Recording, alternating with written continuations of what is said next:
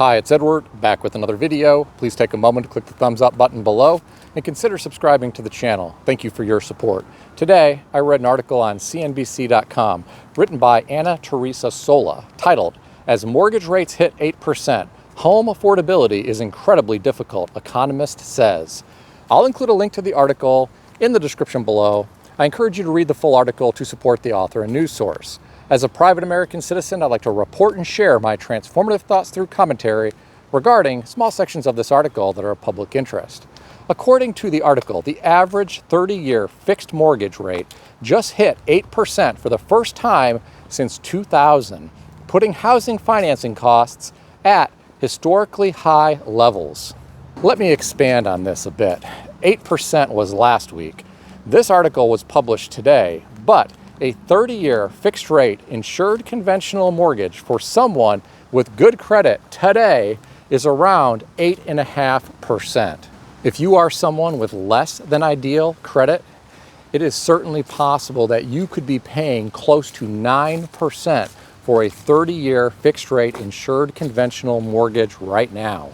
There are some new home builders who are doing interest rate buy downs in order to move their new home inventory. This is simply what they need to do. They have a lot of money invested in these vacant homes and they need to move them. There are some people here in America who can't afford to purchase a pre-owned home right now because of the interest rate environment. Some individuals can only look at these new homes because builders are buying down the interest rate, allowing some of these people to get into one of these homes. I am not a big fan of the quality of some of these new homes that are on the market today. A lot of these builders have tried to slap together these homes with the cheapest materials possible in order to maximize profits. A lot of these homes have 3-tab builder grade shingles. These are often rated for 25 years, but in reality, many don't last more than 15 or 20 years. Many of these new homes have the cheapest builder grade carpet or vinyl flooring or laminate flooring. A lot of these flooring products do not hold up more than 5 to 10 years. A family member of mine purchased a brand new home from a large national reputable home builder.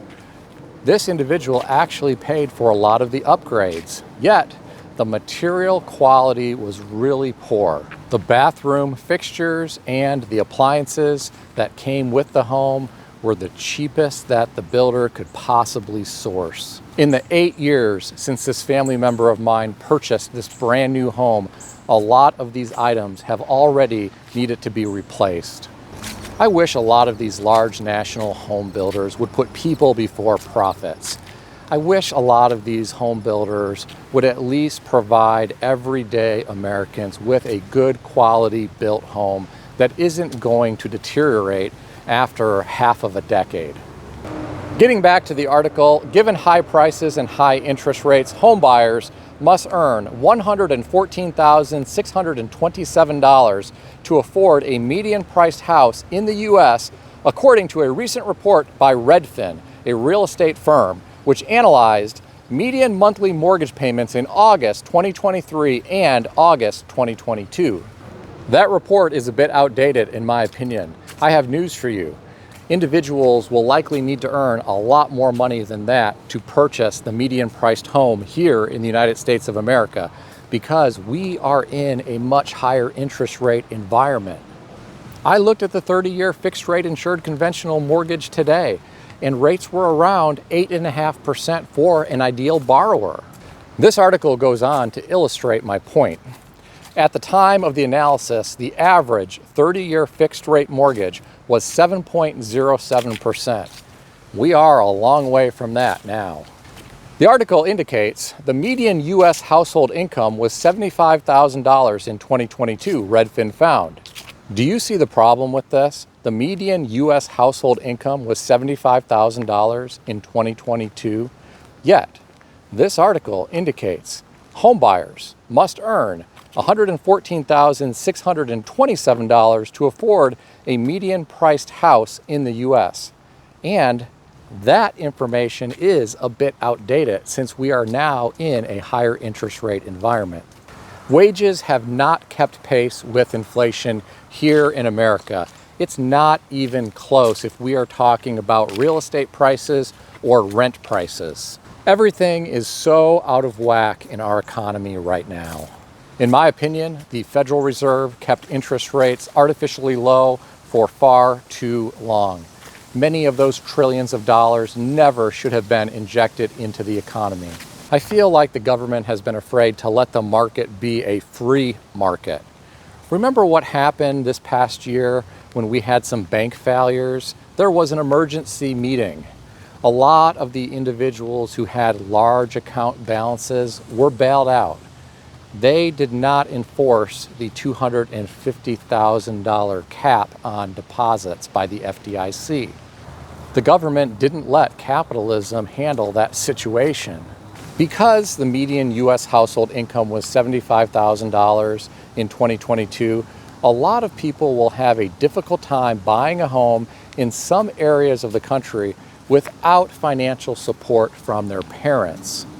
I have talked with so many real estate agents recently who have told me about the sizable gifts that their clients received from their parents.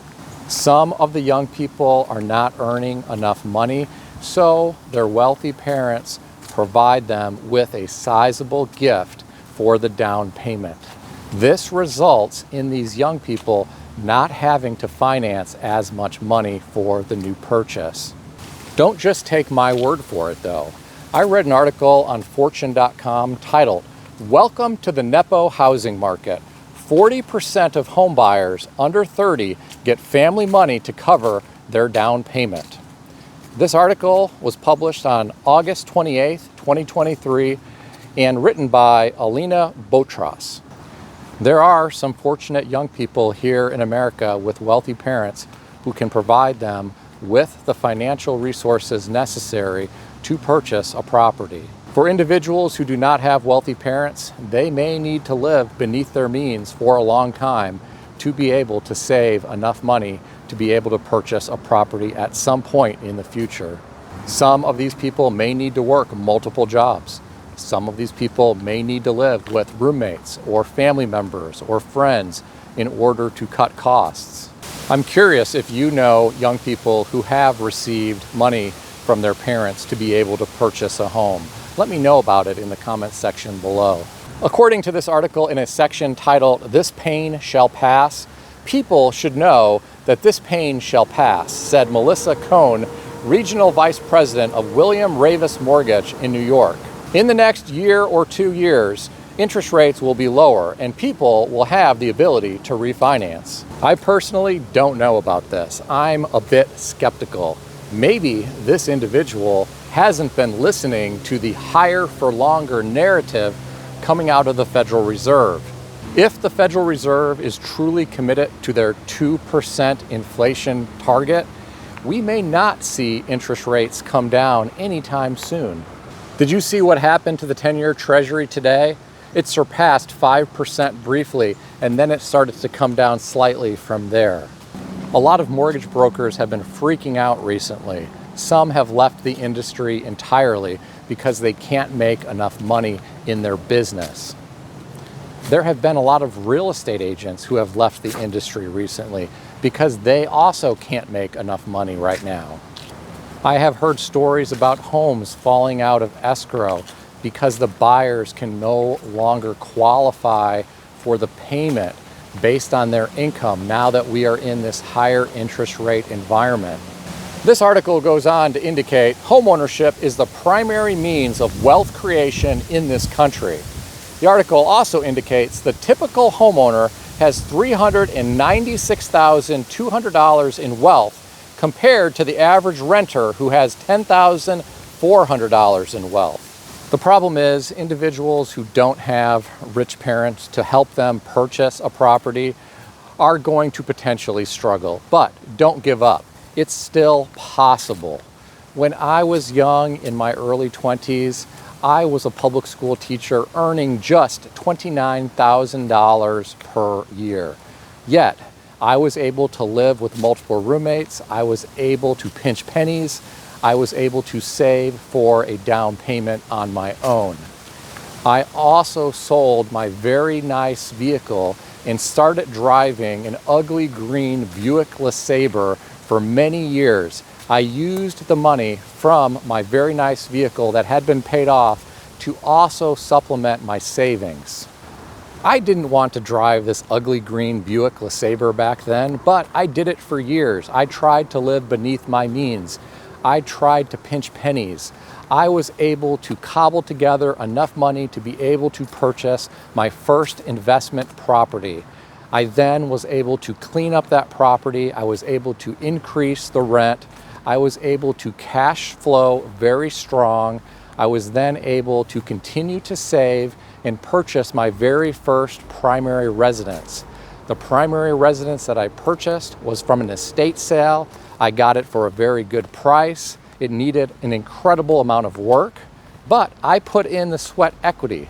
I was able to get that property in good shape, and then I was able to move in 3 of my friends and begin charging them rent. The rent that they paid me, I was able to use to cover my mortgage payment.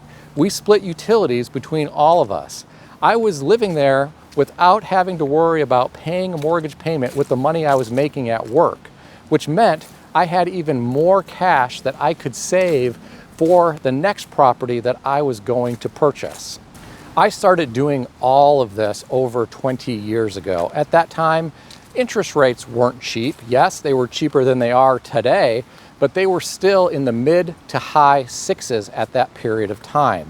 I didn't earn enough money from my public school teaching job to be able to come up with all of the money to accumulate more properties. I had to work a variety of different side hustles. I started mowing lawns very early in the morning when it was still cold and dark outside. Then I would come home, take a shower, and go into my job. In the evenings, I would often help sell cars for an individual who was not very tech savvy. I would photograph those vehicles. I would list them on Craigslist or eBay. I would find buyers, and then he would cut me in on the profit that he made for each of those vehicles. I did whatever was necessary in order to grow my real estate portfolio at a young age. It can be done. I simply want to share this message of hope with individuals who are discouraged right now because they think they will never be able to own a home. This is America, land of the free, home of the brave. If you want to own a home, then make it happen. Work hard. You may have to live beneath your means. You may need to take on multiple side hustles. You may need to spend quite a bit of time meeting with real estate agents and mortgage brokers and learning as much as you can about the industry so that you don't make a mistake. You want to make sure that you understand your market so that you know you are purchasing a good deal.